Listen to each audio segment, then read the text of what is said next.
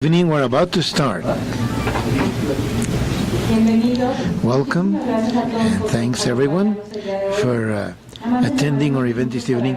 I'm just going to take a few minutes to thank all the people that made this event possible. The first one is Mr. Pepe Caras, President of Club Industriales, and Jeff received the chef, who's the club manager. Thanks for opening the facilities. And Luis Rubio, President Comexi, Mariana Campero, the General Director, and all the Comexi team for their initiative and allowing us to share this message with the members, the API and all the Synergos team for allowing us to share this message to all the Global Philanthropy Circle in the Mexican chapter, and all the team at Atentamente who has worked tirelessly in order to make this event possible. We have Dr. Richard Davidson, who's the chairman of the Center for Healthy Minds from the University of Wisconsin, and the leader Synergos, a philanthropic world organization, who will be moderating the panel. We're going to have Mr. Agustin Barrios Gomez, advisor to Comexi, and I'm going to ask Daniela Labra, founding member and general director, to please give us a few words of welcome.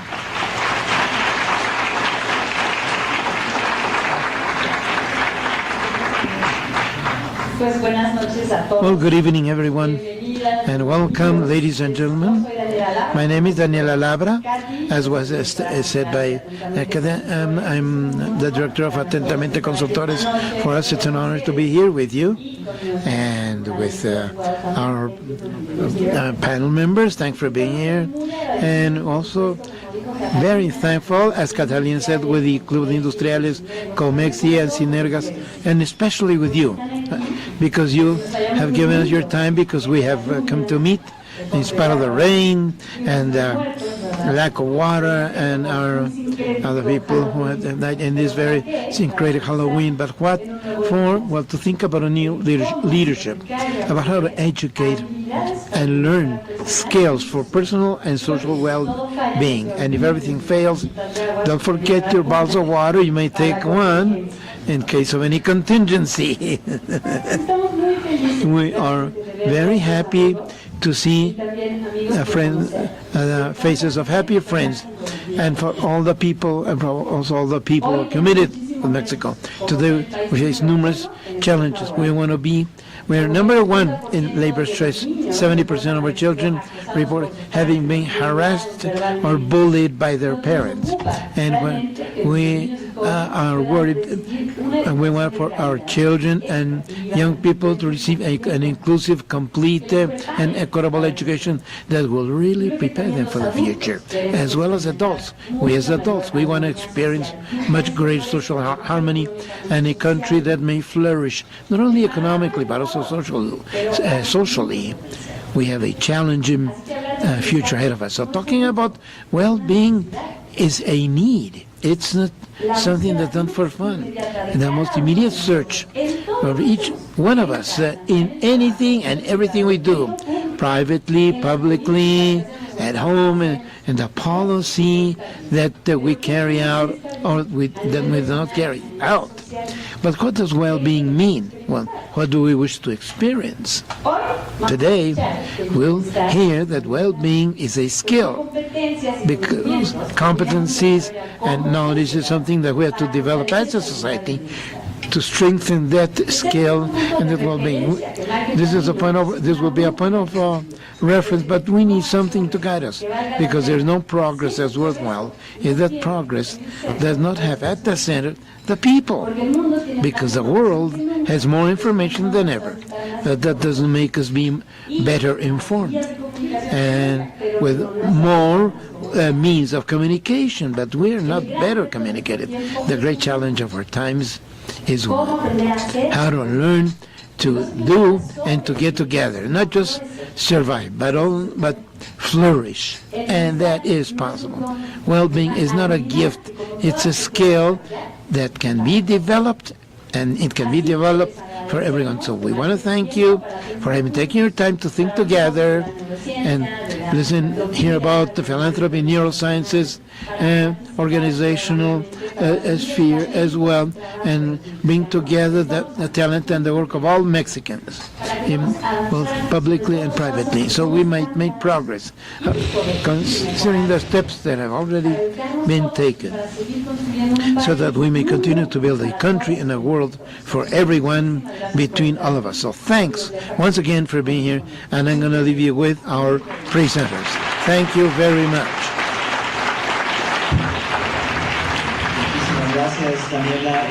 Thanks very much, Daniela. My name is Agustín Barrios Gámez, and I'm a member of the Mexican Council of International Affairs, COMEXI, in Spanish, the acronym. And this is great, a great association. Obviously, we have the organizations which are here represented. I'm going to moderate this panel. I'm going to welcome Peggy Delaney Rockefeller and neuroscientist Dr. Richard Davidson, and the panel is going to take place in English. So then I'm just going to ask all the people that might need the headsets for simultaneous interpretation. I understand that we don't have this service. Please use it. So, entonces nada más para empezar, Peg, Richie, gracias por estar aquí, bienvenidos a esta megalópolis primaria, no solamente la ciudad más grande del hemisferio occidental, pero en muchas formas es la capital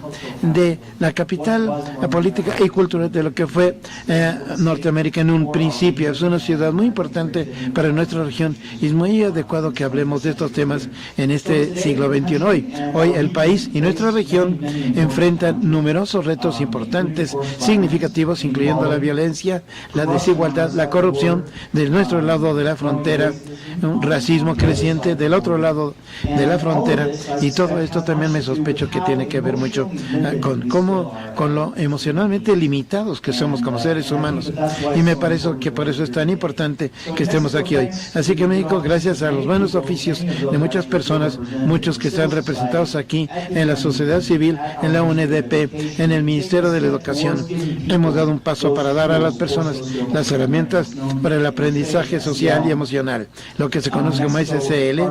En México, por lo que yo entiendo, ha implementado el programa más grande de su tipo en el mundo, algo que creo que todos como mexicanos nos deben enorgullecer. Y Yucatán, por una parte, y de la OCDE acaba de salir con un estudio diciendo que el aprendizaje socioemocional es el tipo más importante de aprendizaje que hay. Entonces tenemos todo esto. Richard, queremos empezar por ti. ¿Y por qué? ¿Cómo sabemos que esto funciona? ¿Por qué tanto ruido? ¿Qué estamos buscando cuando hablamos de esto? Bueno, muchísimas gracias a todos ustedes por estar aquí y por escuchar este diálogo, esta conversación tan importante. El aprendizaje socioemocional es esencial por diversas razones, y vamos a compartir algunos datos científicos. Hay hallazgos que demuestran que las capacidades emocionales y sociales de un niño, cuando ellos tienen cuando él o ella tienen 4 o 5 años, son el mayor factor para predecir de los desenlaces cuando el individuo tenga ya entre los 30 años, tomando en cuenta el estado socioeconómico de las familias, los temas médicos, la inteligencia. Resulta que estas cualidades socioemocionales, especialmente la capacidad de un niño para la autorregulación, es algo que predice extraordinariamente los desenlaces, como la propensión de abusar de las drogas a la edad de 32 años, la salud física, la probabilidad de que se le adjudique dentro del sistema de tribunales por comportamientos delincuenciales. Y finalmente, los datos muestran que los individuos que tienen una mayor capacidad socioemocional a esta edad, de hecho, terminan como jóvenes adultos para ganar más dinero, después de controlar muy cuidadosamente estos otros factores, incluyendo el estatus socioeconómico de la familia. Entonces, estas cualidades realmente importan. Y una de las cualidades que es muy importante importante para el aprendizaje socioemocional es la atención, y la atención es el bloque de construcción para todas las demás formas de aprendizaje. Si a un niño se le daña en la capacidad de él o de ella para prestar atención a la información que se está presentando, esto va a comprometer gravemente todas las formas de aprendizaje. Un estudio reciente publicado en una revista científica muy prestigiosa ha encontrado que el adulto estadounidense promedio pasa el 47% de su vida de vigilia de él o de ella no prestando atención a lo que están haciendo. 47% del tiempo. Pueden visualizar un mundo en donde ese cambio, aún en un 5%, con un maestra que puede mostrarle a un estudiante que esté plenamente presente, un médico, por ejemplo, en una relación con el paciente, un empleado de hotel interactuando con el cliente, que sencillamente estén presentes.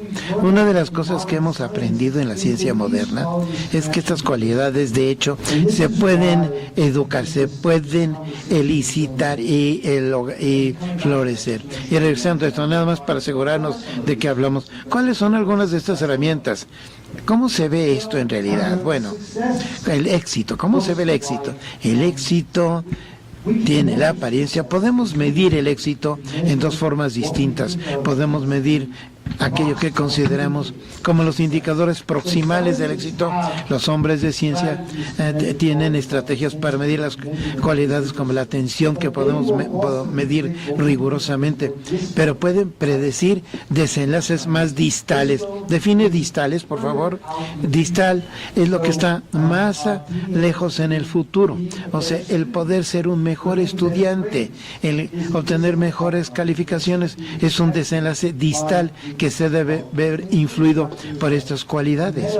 Y hay un metaanálisis, que es el análisis de muchos estudios que se publicó hace algunos años con un tamaño de muestra que fue mayor a 280,000 niños. Y lo que encontró es que el aprendizaje socioemocional, la educación socioemocional, de hecho produjo incrementos de un 11% en cuanto a calificaciones estandarizadas de pruebas. Esto es un desenlace distal y esto importa. Entonces, más y más evidencia sugiere que estas cualidades, de hecho, son esencialmente más importantes a un principio de la vida, pero a través de toda la vida, de hecho, que las medidas del éxito académicas tradicionales. Pero aquí estoy hablando de cómo esto impacta a la sociedad en general. La SCL se conoce como habilidades prosociales. Tú tratas con el liderazgo y en Synergos trata con la filantropía. La SCL, ¿qué le puede ofrecer al mundo? Un mundo en donde estas habilidades de liderazgo y la filantropía y lo que esto significa, filos, de hecho, estar hacia el otro, donde la misantropía parece ser lo que reina. Bueno, ¿qué puede tratar? He tratado con adultos y niños, pero no hay duda en cuanto a cómo crecen los niños y en lo que se convierten.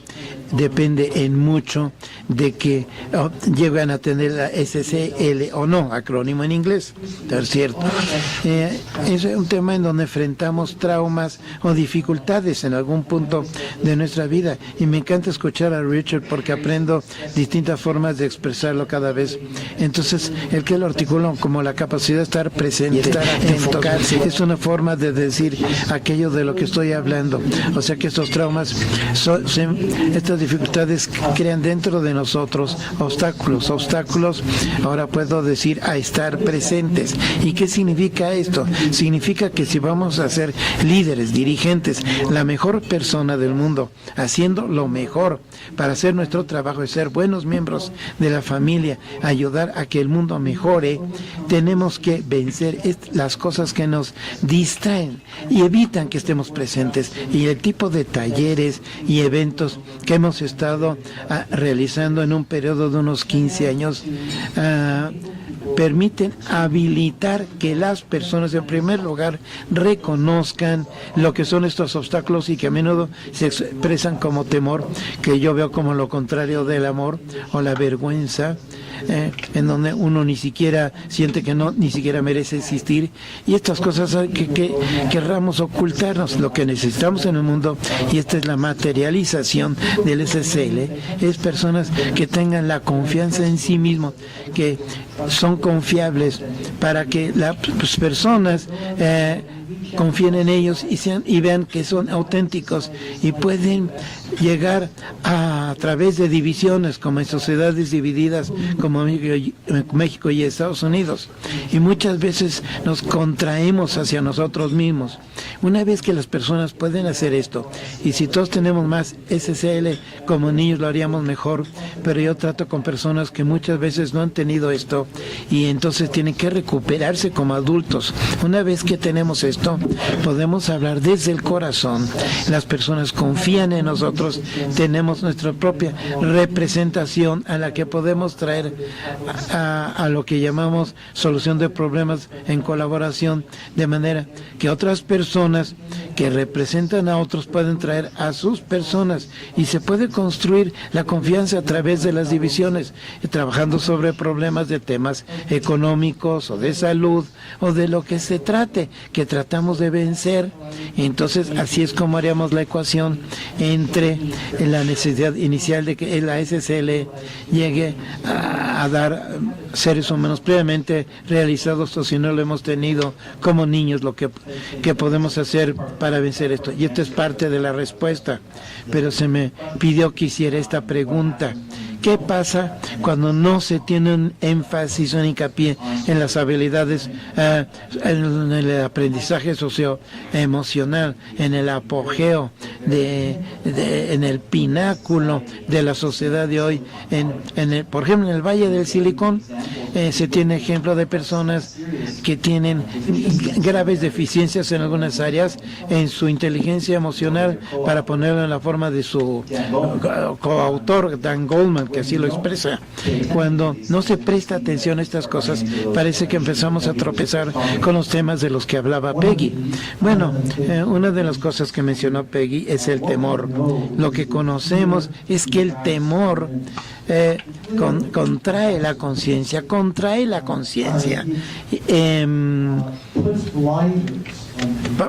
le pone persianas o cortinas a las personas para que se enfoquen hacia el grupo interno, se retiran tal como lo describió Peggy y prestan menos atención, se vuelven inconscientes de numerosos factores que los rodean.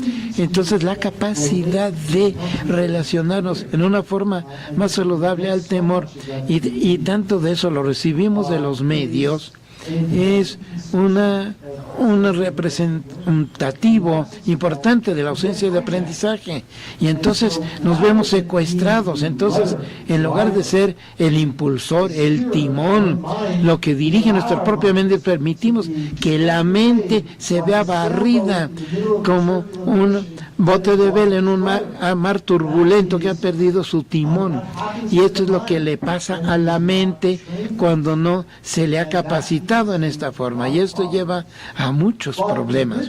Pero la buena noticia es que los mismos mecanismos en nuestra mente y en nuestro cerebro que nos permiten que seamos secuestrados son los mecanismos de la neuroplasticidad, son los mismos que podemos utilizar para despertar y transformar en formas que sean positivas. ¿Y cómo validamos eso? Para tratar de entender un poco del proceso, porque creo que muchos de nosotros oímos de estas cosas, suena fantástico, hay mucha literatura, ¿no? Muchas personas muy inteligentes que hablan al respecto, pero cuando ya nos ponemos, ya concretamente, ¿qué herramientas les damos a las personas para ayudarles con esto?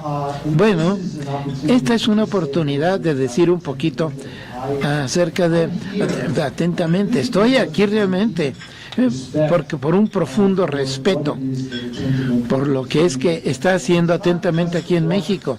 No es nada más el programa más grande del mundo, es algo más importante.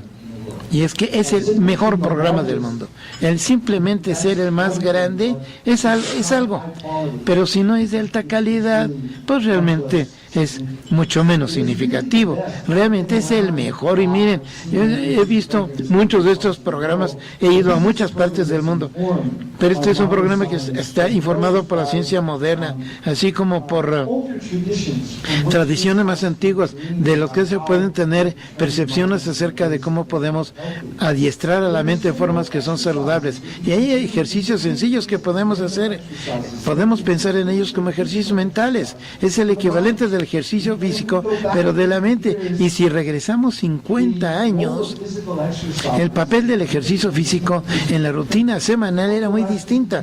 En los últimos 50 años, en parte debido a la evidencia científica, muchas personas han reconocido lo que es el ejercicio físico, pero de lo que hablamos aquí son ejercicios mentales que hemos hecho para fortalecer las cualidades como autorregulación, autoconciencia, responsabilidad de sí mismo, a abordar las necesidades de otros. Todos estos son habilidades que se pueden enseñar, y esto es parte de las habilidades de la constelación que constituyen el bienestar, y ha llevado a científicos como yo a lo que pensamos que es una conclusión muy sencilla pero muy radical, y es que el bienestar se considera una habilidad y podemos aprender el bienestar, así como el spinning o el yoga, como las dos.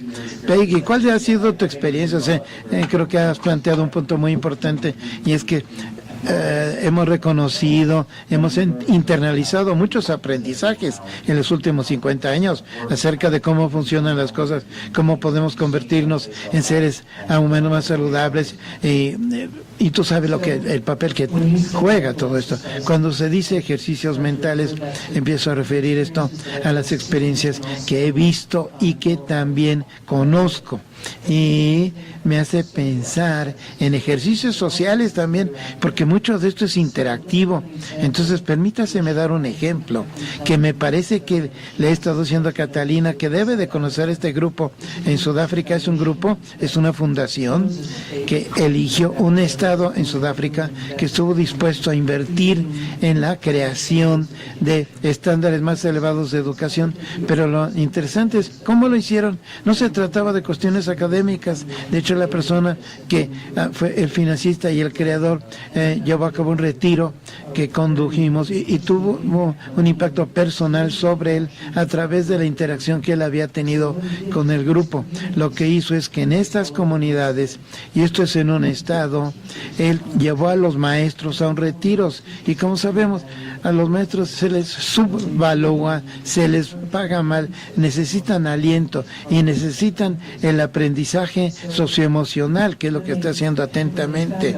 Entonces, cuando supieron que tuvieron este resultado de pasar de último a lo primero, y esta es educación en escuelas públicas de Sudáfrica, empezaron a repasar cuáles fueron los factores clave. ¿Qué creen que fue? Fue el retiro que tomaron los maestros, tuvieron espacio para sí mismos y empezaron a construir confianza entre ellos mismos. El principio vino, llegó y vino, y los maestros se sintieron más respetados por su director y también más seguros, porque una gran parte de esto es crear espacios seguros dentro de los cuales las personas pueden atreverse a ser ellos mismos, se atreven a pedir ayuda de otros, a ser vulnerables. Esto fue un factor clave que llevó a este estado para que pasara del último lugar al primero. Ni siquiera tuvo que ver con los estudiantes, simplemente por la forma en que los maestros se sentían hacia sí mismos y cómo interactuaban entre sí, con los padres y los estudiantes. Esto fue lo que permitió el cambio. Esto es algo fascinante. Yo creo que si esto se pueda, no sé si se pueda extrapolar atentamente, esto trabajando con los maestros como un punto de inicio. No queremos ir directamente a estos 5 millones de niños que con el tiempo se van a ver impactado, sino pasar por los maestros. Hay algo a lo que quiero llegar, Richard, y es este concepto del bienestar. La administración venidera ciertamente está ilustrando la necesidad de bienestar. Lo que es la Secretaría de Trabajo actualmente se va a llamar de Trabajo y Bienestar.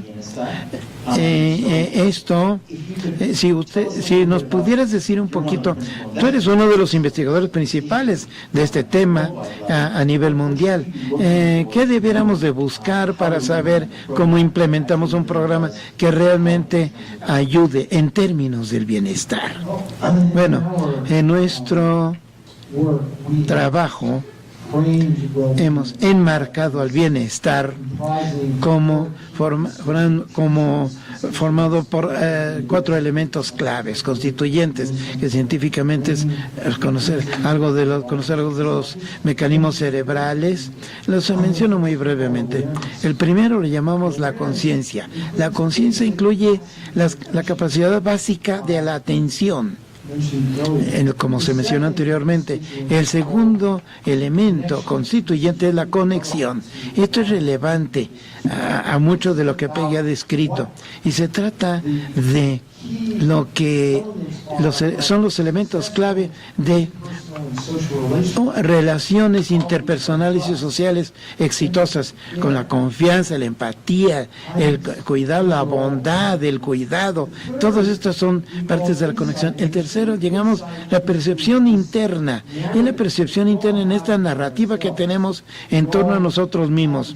Tenemos estos pensamientos acerca de quiénes somos, y de algo muy extremo. Hay personas que tienen pensamientos muy autoderrotistas y lo creen, y esto es sintomático de las personas que sufren de la depresión. Entonces, parte del bienestar es comprender lo que es una relación saludable en lo que se refiere a esta narrativa. Y finalmente, el cuarto elemento es el propósito, el tener una dirección clara, una dirección clara acerca de dónde va nuestra vida, y alinear nuestro comportamiento cotidiano con este sentido de propósito. Cada uno de estos elementos es crítico, y pensamos que cada uno se le puede adiestrar, educar.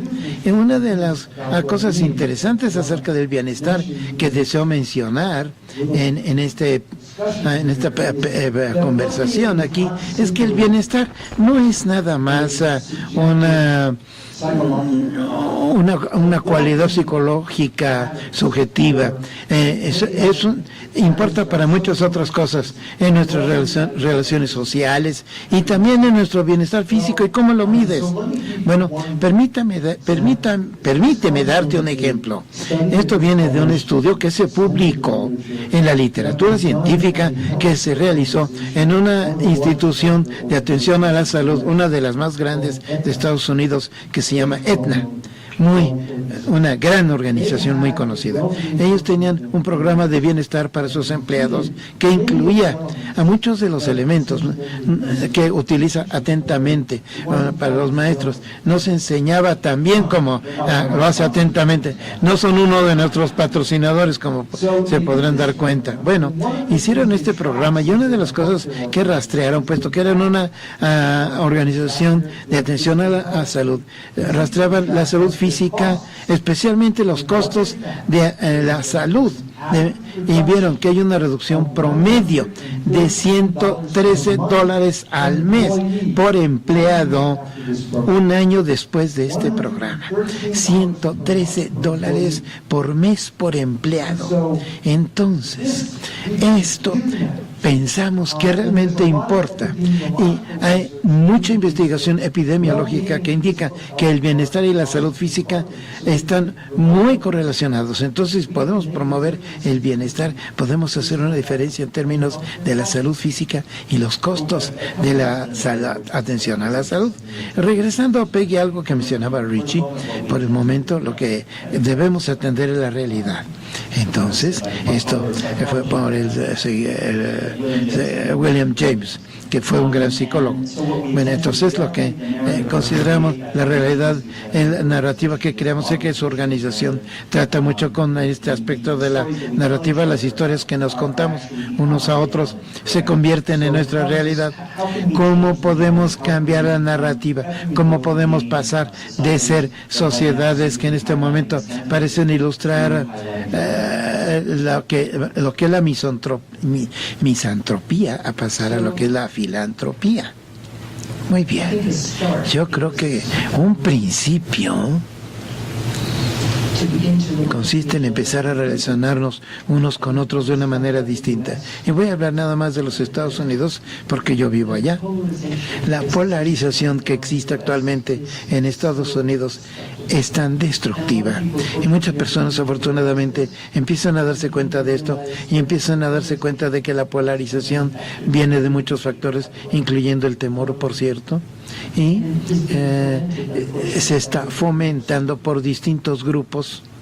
Entonces, el tipo de diálogo, intervenciones que grupos tratan de fomentar, es el principio de desintegrar lo que es la narrativa acerca de la otra persona. Si podemos hacer que se relacionen de un ser humano a otro, se encuentra que las diferencias en la ideología, por ejemplo, pues ni siquiera son importantes si podemos hacer que hablen acerca de los factores humanos que hacen que se puedan reunir. Esto es una cosa, pero otra cosa que quiero tomar a partir de lo que ha dicho Richie, de los 4 elementos del bienestar: la visión interna, la percepción interna, de la comprensión, tal vez aparte de la narrativa, para que uno se dé cuenta de cuando entra en esta narrativa y uno se detenga y ya no lo haga. Es uno de los precursores en nuestra experiencia para la comprensión de lo que es nuestro propósito más profundo en la vida, porque con demasiada frecuencia lo que pasa, esto es lo que yo creo.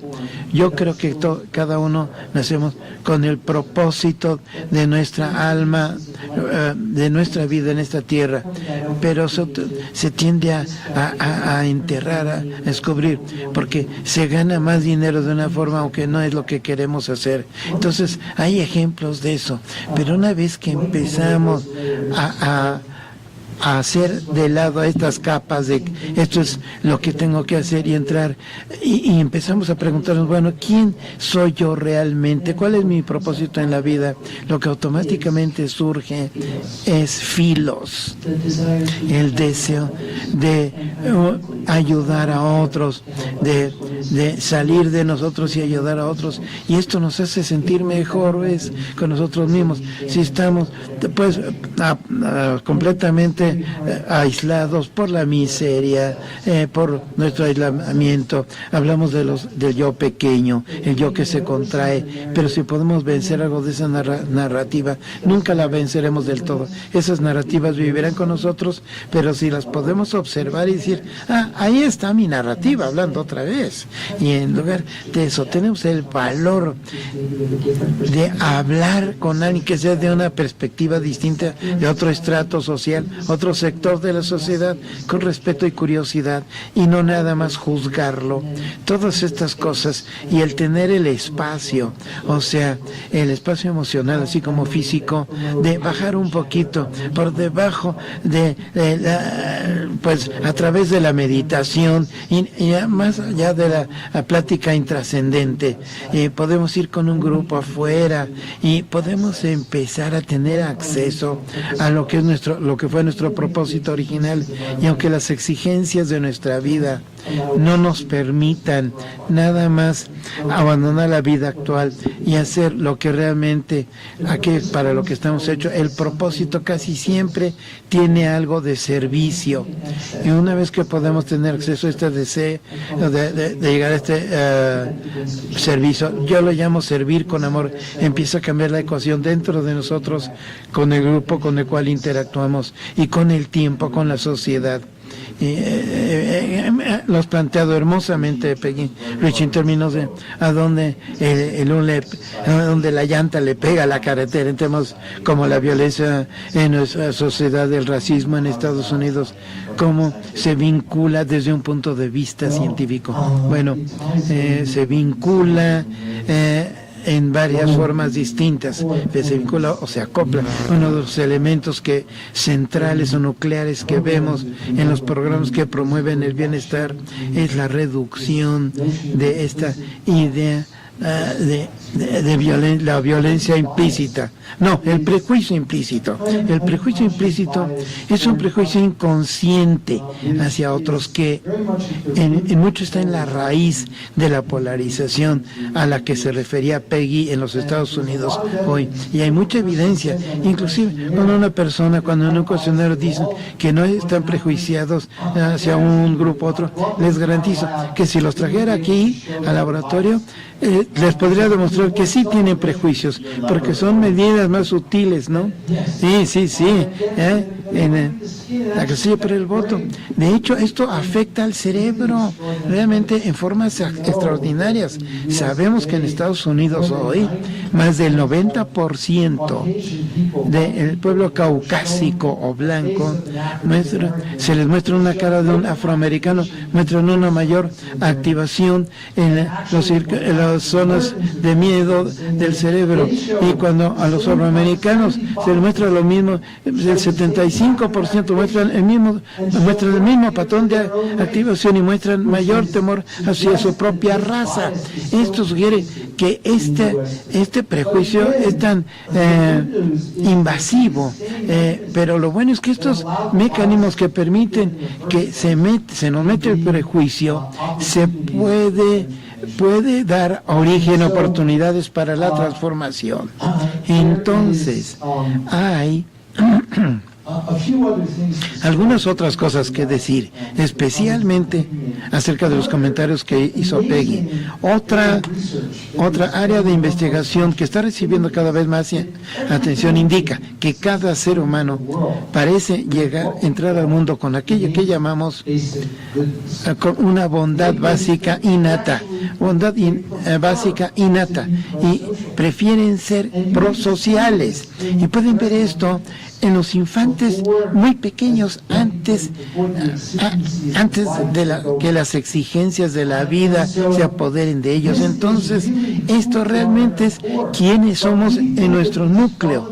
Pero pensamos en estas cualidades tal como los científicos piensan en el lenguaje. Todos llegamos con una propensión hacia el lenguaje, pero para que esa propensión florezca, se le debe alimentar.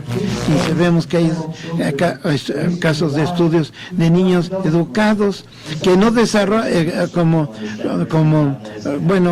niños que no tienen contacto con lo que consideramos las civilizaciones, o sea, niños educados en forma totalmente silvestre, pudiéramos decir.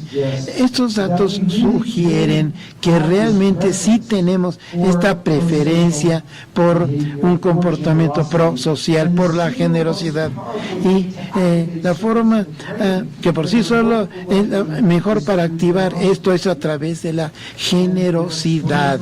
Y hay datos experimentales, datos sólidos y científicos que demuestran esto. Y sabemos por otros tipos de investigación que cuando a las personas se les da la oportunidad de gastar dinero que se les da y que compren regalos para otros, se sienten mucho más felices que si se les da la misma cantidad de dinero y solo lo gasten en sí mismos.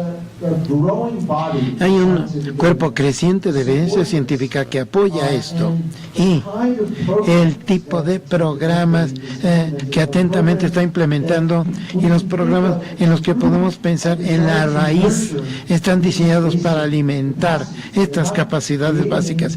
No se está creando nada a partir de nada, sino que más bien alimentan a cualidades que ya poseemos.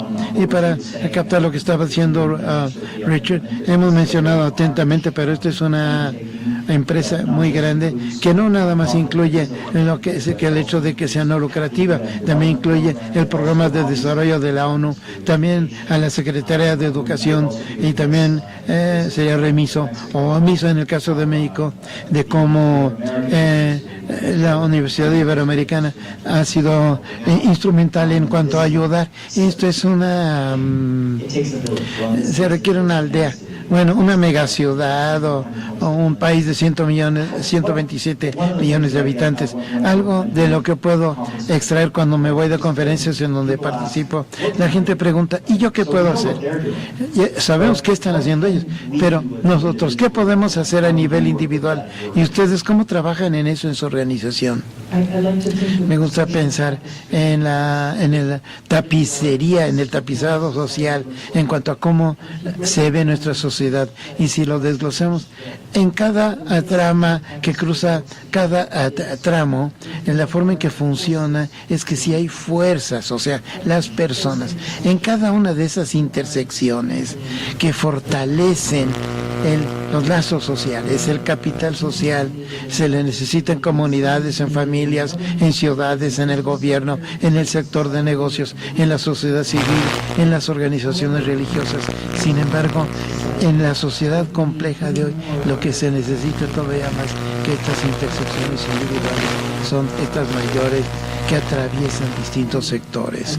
Y me parece que en México, al igual que en Estados Unidos, hay mucha confianza que se ha roto o nunca se ha desarrollado en esos sectores. Algo que yo creo que es muy importante es que en la capacidad con la que lleguemos, si somos una persona del gobierno, de negocios, los medios, la sociedad civil, que empecemos a pensar muy bien quién está en mi ámbito, quién está en una posición distinta a la mía, con quién puedo empezar a hablar, de quién puedo empezar a entender su perspectiva. Hay organizaciones que hacen esto y en torno a temas de la educación es lo perfecto para que la gente se reúna.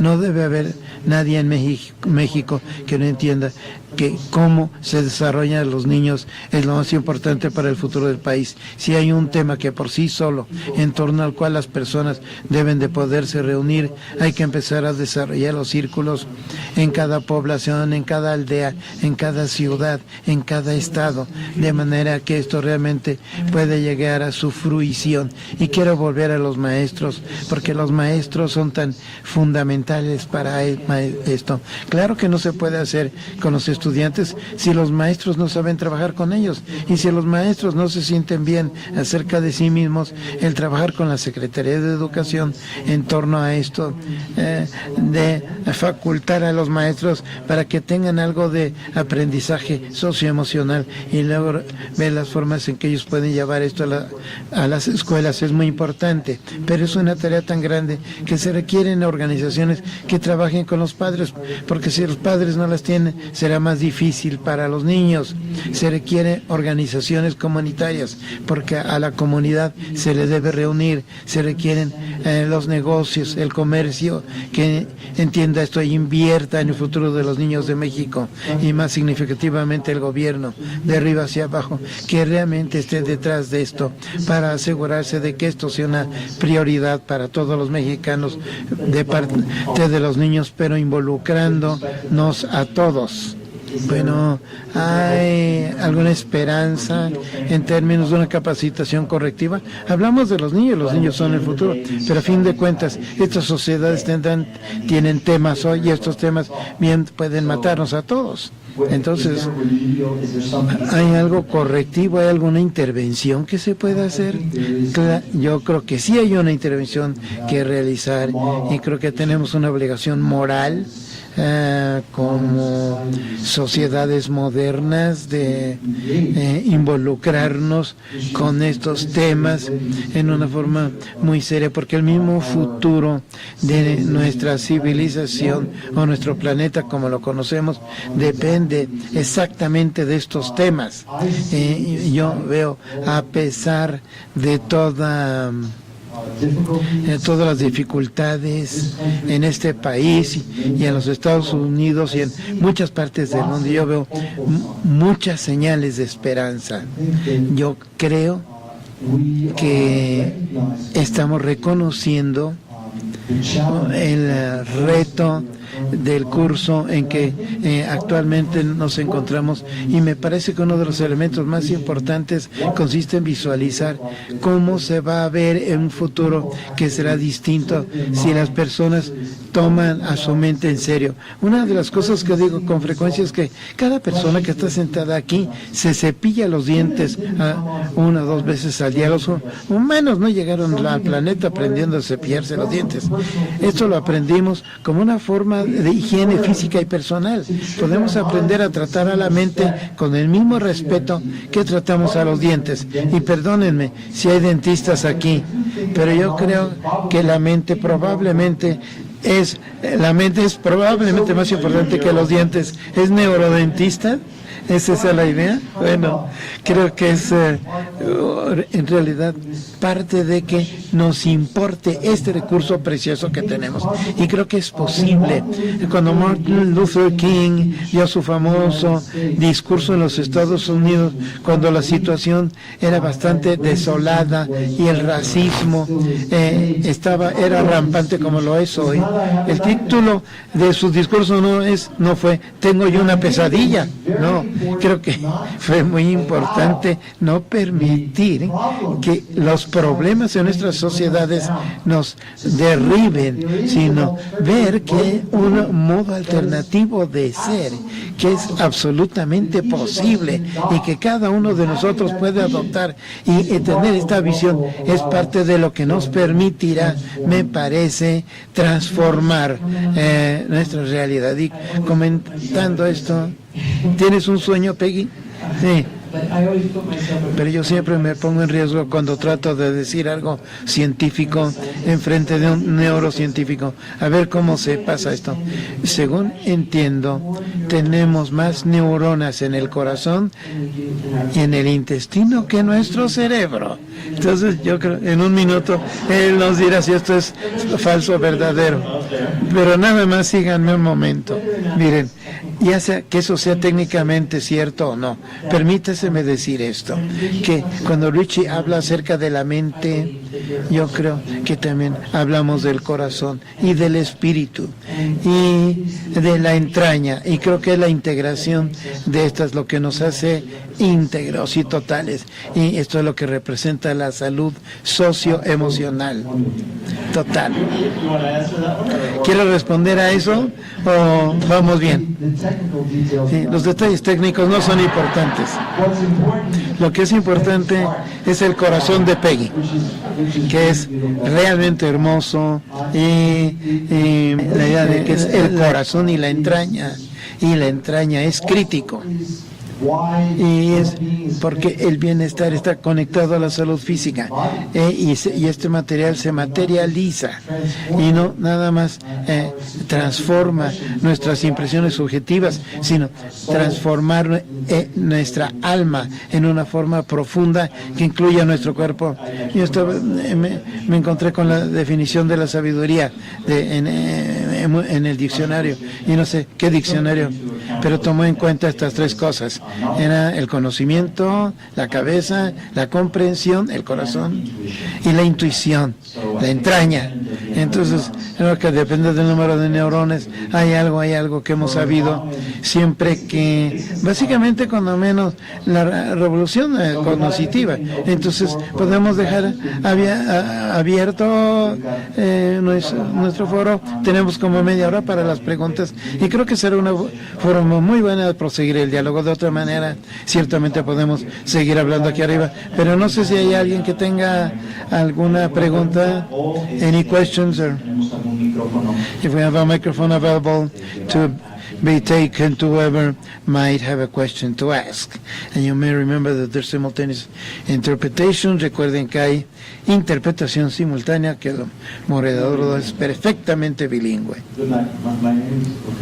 Me llamo Rogelio García y mi pregunta es: la semana pasada el secretario de Trabajo de México digo que se ordenó a las compañías que redujeran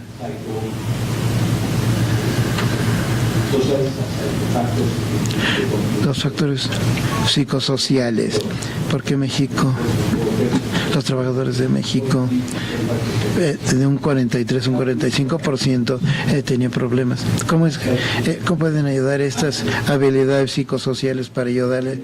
¿Cómo les pueden ayudar a los dirigentes para ayudar al alivio del estrés? That's the way number one in labor stress. Yes, okay, everybody, yes. So, bueno, hemos corrido.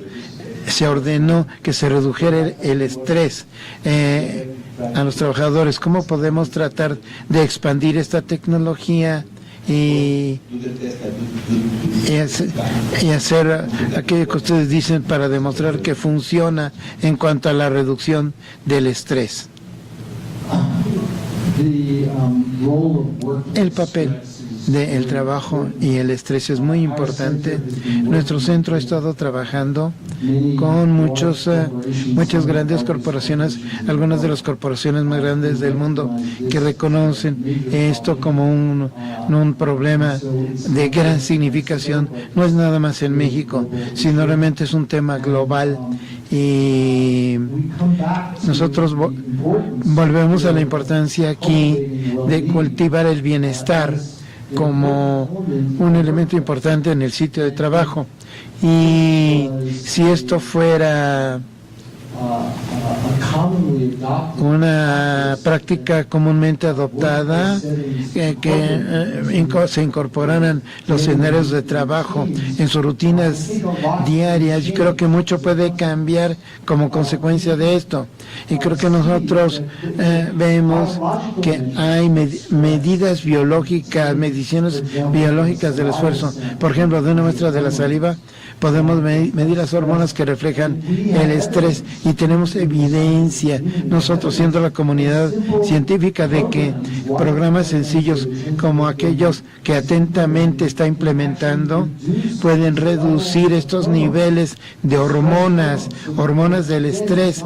Y de nuevo, no es nada más, es un cambio en lo subjetivo, sino que influye en nuestros cuerpos en formas que sabemos que van a impactarnos físicamente. Entonces, creo que esto es importante para escenarios en el sitio de trabajo y las organizaciones, cuando los negocios y las empresas entiendan que esto puede llegar a menos ausentismo, a una mejor salud, a una mayor productividad, porque los trabajadores estarán más atentos. Entonces será un punto de cambio, un punto de giro para cada corporación en México y en todo el planeta. Querrán incorporar esto en su rutina diaria de trabajo. Gracias, Richard. Who else? Mike. Thank you. Good night. Sí, por cierto, si quieren hacer su pregunta en español, yo con mucho gusto puedo traducir en tiempo real. No hay problema. Bueno, me llamo Mauricio, soy maestro y tenemos un grupo de estudio y trabajamos en el índice de planeación, y me encantaría conocer su opinión. ¿Es confiable? ¿Es un fraude? ¿Es algo real? Yo realmente quiero conocer su opinión. Sí lo conozco. Hay otros índices que se le parecen. La ONU emite un informe cada año sobre la felicidad a nivel mundial. Estos son medidas que consideramos como crudas, toscas. No miden matices.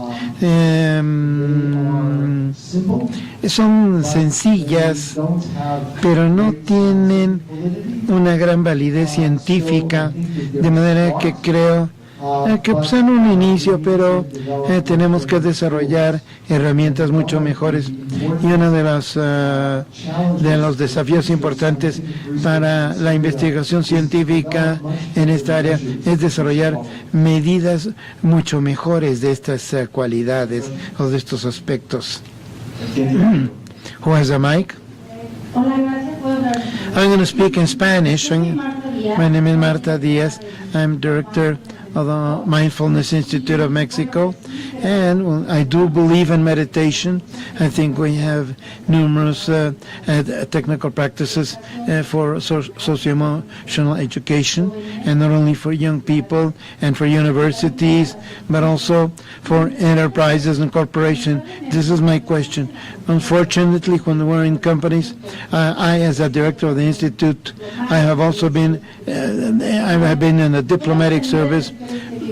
I can understand the stress that they're going through, but there's a great deal of resistance in the sense that leaders, both men and women, that know that they're falling into a state of stress, or that are falling into socio-emotional state that's quite strong, don't want to admit it.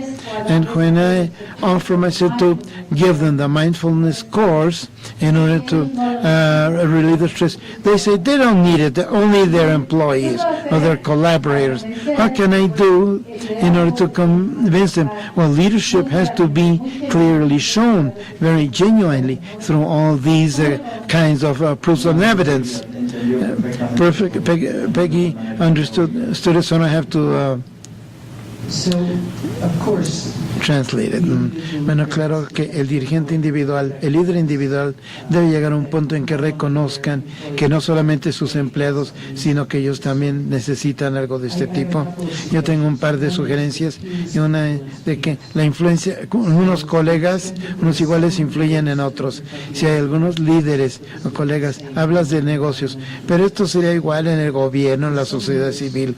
Hay dirigentes que han experimentado un cambio debido a esto y que están dispuestos a hacerse lo bastante vulnerables como para admitirlo, o sea, y tienen la mayor influencia sobre sus semejantes, sus iguales, y cada vez más está pasando esto. Yo pienso mucho en compañías que se dan cuenta que el bienestar de la empresa depende del bienestar de los empleados, pero también del bienestar de los líderes, de los dirigentes. Esto no es algo que con lo que pueda interferir, porque usted ofrece el servicio, pero otra cosa es que, como sabe, hay muchos tipos de intervenciones y hay personas que tal vez no estén publicitándolo como mindfulness, pero tal vez como efectividad.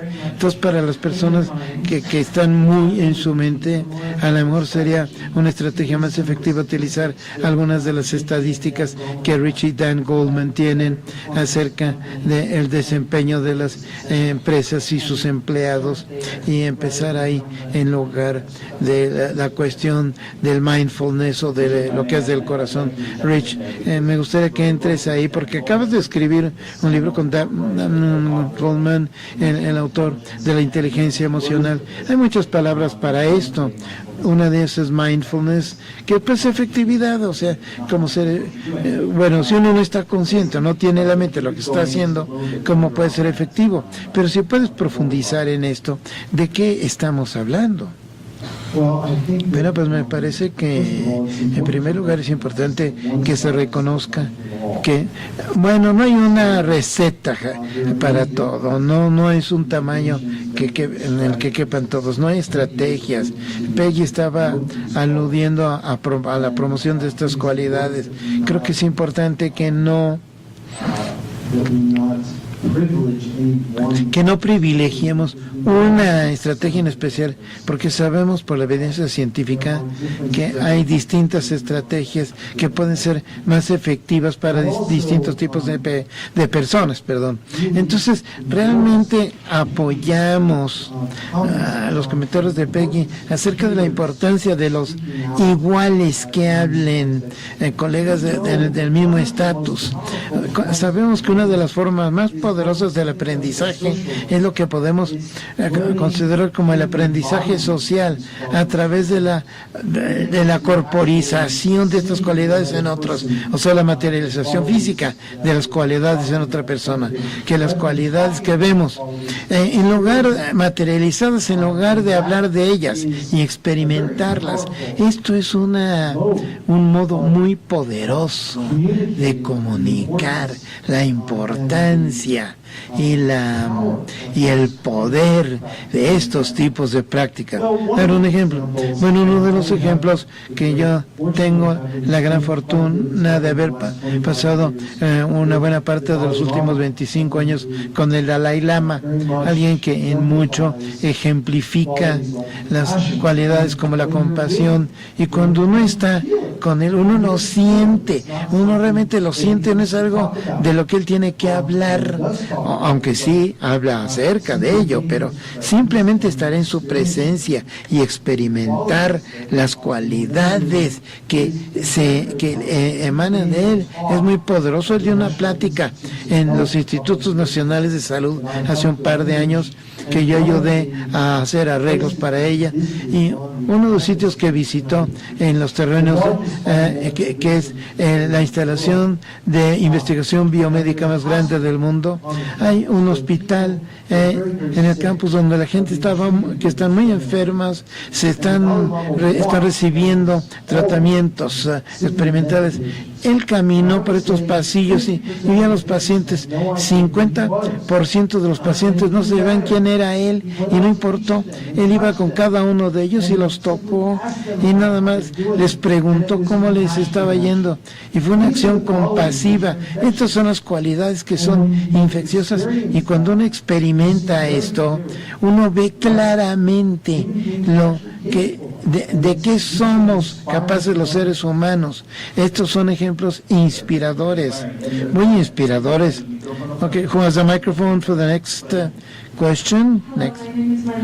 Me llamo Menon Graf. Me gustaría preguntar si podría detallar en cuanto a cómo el aprendizaje socioemocional se puede incorporar en el trabajo y en la capacitación para el trabajo, y hablar de intervenciones exitosas. ¿Tú quieres captar esto, Peggy? Bueno, el ejemplo que mencionó anteriormente Netna, una empresa de seguros es muy importante. Ellos hicieron disponible algo que llaman Teach-In, donde alguien, una cocina, donde la gente podía elegir, sí, cocina alimentos, sí, con los alimentos trabajaron. Entonces, la gente se podía disponer de alimentos, establecieron salas de meditación, les dieron a los empleados el espacio para tomar media hora a mediodía para tomar una siesta o meditar, o que hicieran lo que quisieran. Pusieron gimnasios en el sitio de trabajo para que la gente pudiera ejercitar, centros de atención diurna también dentro de la empresa. Todas estas son formas, primero, de mostrarles a los empleados que sí importan, que son importantes, y luego dar los servicios que reducen el estrés, el ejercicio, el comer en forma saludable, saber que los niños están cerca y que se les está cuidando. Todo esto fue un factor real. Se mostraron muchas otras cosas de las que no escuché, pero el mejorar la moral y la efectividad de los empleados. Pero todas estas son pequeños elementos del aprendizaje socioemocional, el que nos importen, es parte de las cosas, y las personas son algo de lo que es el aprendizaje socioemocional. Para mencionar otro programa, uno de los más grandes y más exitosos programas de este tipo en un sitio de trabajo se está dando en Google. El programa se llama Búsqueda dentro de sí mismo.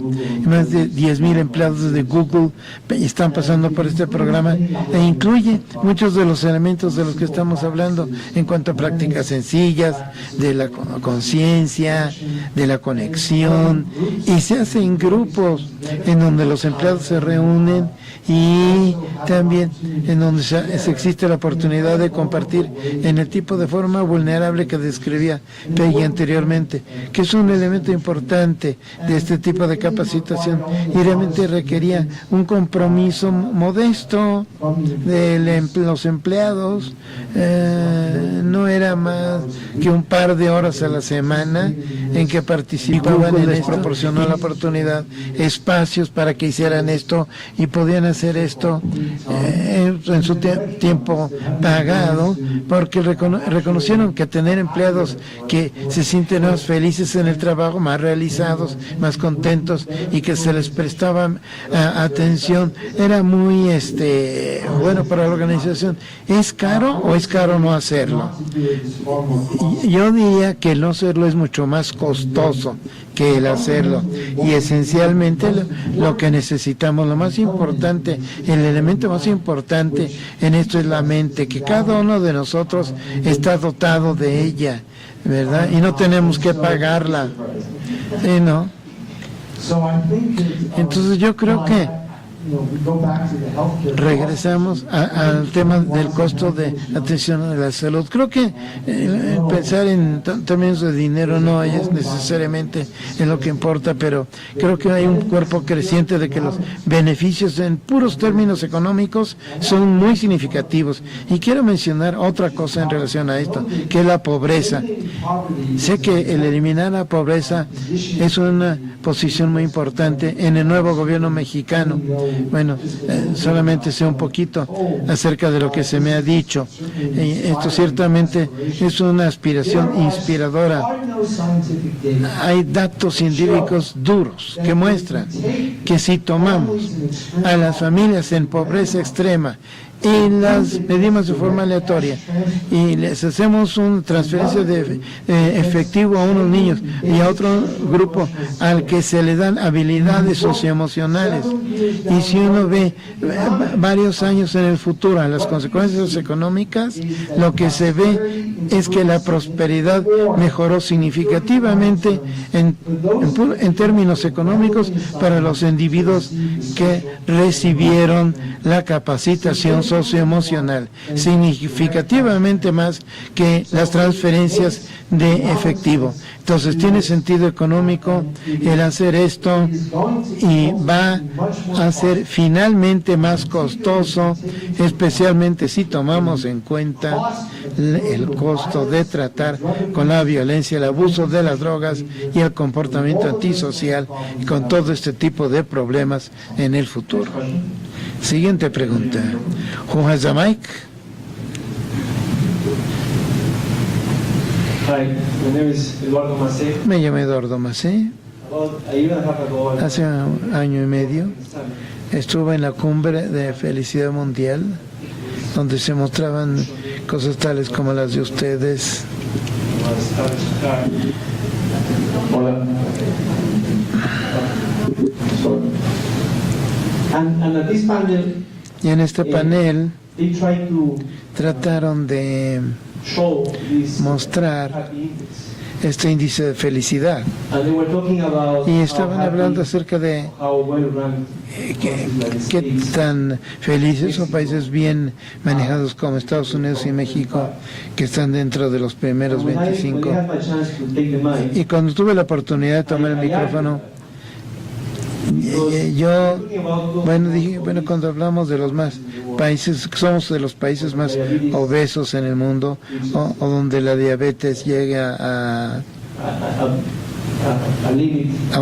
un límite o que no se había alcanzado antes, y donde el uso de los antidepresivos está subiendo como la espuma. Yo alegaba con ellos y me dijeron, ¿cómo puedes esperar enfrentar este problema y pretender que estos son los países más felices del mundo? Y yo puse en tela de juicio cómo se llega a esas conclusiones. Yo opero una empresa aquí, y siempre es un reto, porque estamos hablando, a fin de cuentas, estas son cosas intangibles. No hay manera de que una empresa diga, al hacer esto vas a cambiar tus resultados en este y en este otro porcentaje. Y esto es para personas como yo, esto es una lucha cotidiana. Y pienso yo que ustedes tienen, tienen enfrente a líderes de empresas en el mundo. Entonces, ¿qué les dicen a ellos? ¿Cómo manejan lo que es una cifra tangible? Uno les puede decir, no, el no hacer esto es más caro que el hacerlo. Go ahead. Adelante. Bueno, es una pregunta maravillosa. Cuando se ilustra la complejidad de esto, las medidas que tenemos, como he mencionado anteriormente, no son muy buenas. Entonces, ¿cómo podemos llamar a un país que tiene índices de diabetes y de obesidad que suben como la espuma, y todos los demás tipos de problemas que tanto México como los Estados Unidos tienen? ¿Cómo podemos tener a países que se encuentran entre los 20 o 25 países que tienen la mayor felicidad del mundo, y estas medidas son tan pobres? Esto lo podemos medir con mucho más precisión. Una de las iniciativas en el centro que yo dirijo es desarrollar medidas móviles que podemos desplegar una habilidad a una escala que hará un trabajo mucho mejor que las medidas que tenemos hoy. Y si no lo podemos medir, entonces ningún alto funcionario se interesará en medirlos. Y una de las cosas que vimos es que hablamos con altos funcionarios de grandes empresas globales, y es que quieren métrica sólida, medidas sólidas. Pensamos que podemos llegar ahí, podemos medir la atención, podemos medir las cualidades básicas del bienestar en formas sólidas y efectivas, y pensamos que estas medidas entonces podrán predecir las medidas como el ausentismo, los costos de salud, la productividad, que las empresas en sí ya están midiendo. Pensamos que podemos obtener medidas que son inmediatas y que se van a asociar a estos desenlaces, a estos resultados, y que le interesan a la comunidad comercial. Pero estamos en una etapa temprana en este trabajo. Creo que en 5 años ya estaremos en un punto muy distinto. ¿Creen ustedes en la felicidad nacional bruta? Sí, pero creo que la felicidad nacional en bruto se ha medido, se ha empobrecido, y tenemos que desarrollar mejores medidas. Bill Gates inició un análisis sobre y 100% de los fondos no van para tratar Alzheimer, por ejemplo, sino para desarrollar una cura, sino mejor para medir mejor el Alzheimer. No tenemos buenas medidas, buenas mediciones, y esto es lo que requerimos en el dominio del bienestar. Necesitamos mediciones sólidas, pero no las tenemos. Pero en 5 años creo que estaremos en un punto muy distinto, y pensamos que será posible medir esto en formas muy diferentes y mucho más objetivas que hoy. Entonces creo que la felicidad nacional en bruto es un concepto útil, pero será mucho más útil si se basa en mejores mediciones. Entonces, terminando aquí nuestra plática, Peggy, si pudieras compartir algunas ideas con respecto a de dónde vamos hacia aquí y qué debemos de, a qué cosas debemos estar atentos. No respondí a tu pregunta plenamente en cuanto al papel de la filantropía. Quiero quedar claro que cuando hablamos de la filantropía, hablo del significado original de la filantropía, que es el amor a la humanidad. No es nada más una cuestión de dar dinero, sino también de dar de nosotros mismos en la forma que podamos, ya sea que incluya el dinero o no, ya sea que tenga que ver con el servicio, con amor, que es extremadamente de plena realización para el que sirve más que para al que se sirve.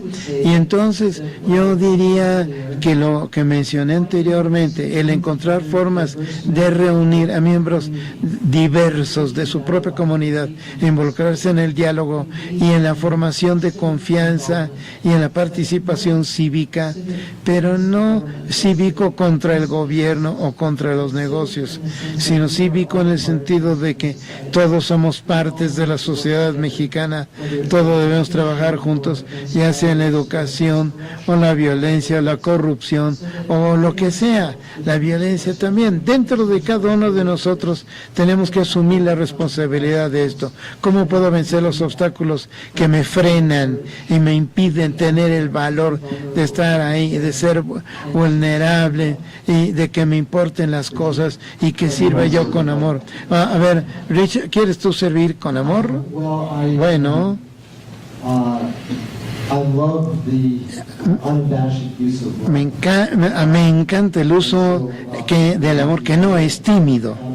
En fin, entonces quiero agradecer a personas en la sociedad cívica, en el mundo de los negocios y en el mundo de la ciencia. Deben usar esta palabra, tener un sentido de lo que puede, de lo que es, de lo que significa. Creo que hay mucha razón para el optimismo a pesar de todas las dificultades que enfrentamos, y las razones del optimismo esencialmente son porque los seres humanos tienen la capacidad de transformarse. Somos la única especie que realmente tiene esta capacidad de hasta esta magnitud y mucho mayor que cualquier otra especie. Entonces los mismos mecanismos que llevan a dificultades serán los mecanismos que nos lleven a vencer los desafíos que enfrentamos.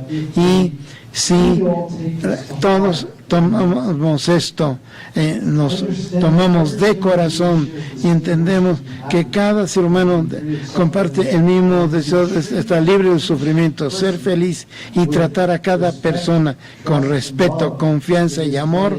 De esta manera, el mundo realmente sería un sitio distinto, y creo que todos lo podemos hacer, y sé también que atentamente está desempeñando un papel esencial en este país, y espero que todos ustedes aquí puedan ayudar a sostener y apoyar el trabajo que están haciendo, porque esto hará una diferencia en este país. Gracias, Richie, gracias, Peggy. Dani, ¿querías mencionar algo?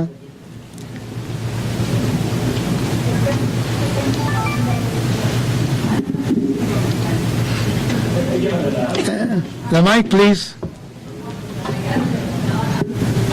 Simultaneous interpretation. Nada más quiero decir que se nos da para que hablen. I want to say it in Spanish so that I may understand it, that all the work that we all can do on behalf of all those giants in the public education ministry who had the vision of how to transform the country, how to integrate the social emotional skills for teachers and children. We do it hand in hand with many experts and friends from the Ibero-American University, the United Nations who are also here, people from UNAM. So I just wanted to say that I swear to you, well, I didn't even ask, really, we should give honor to those who deserve honor. I think that also needs to alert the people who have a vision for this country, so that it will really these skills and these qualities may become a part of all of us. I did want to say this because it might seem that this is never done alone. I want to thank all the people here from the ministry, people from the Ibero-American University, and no decimos solos, estamos sobre los hombros de gigantes, la gente en la Secretaría que tiene la visión, y los expertos y la sociedad y las universidades que nos han apoyado. Entonces quería yo decir eso. Muchas gracias, Richie. Muchas gracias, Peggy. Los dejo con esta reflexión. Okay, we're here in Mexico. We're not someplace else.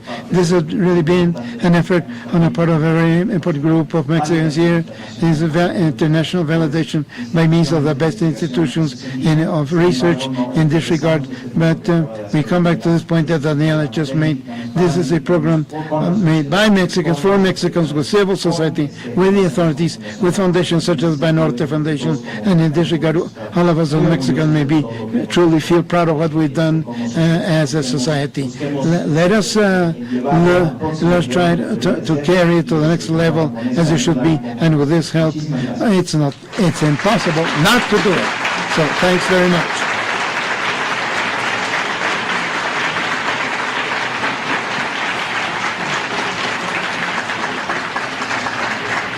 Finish my master.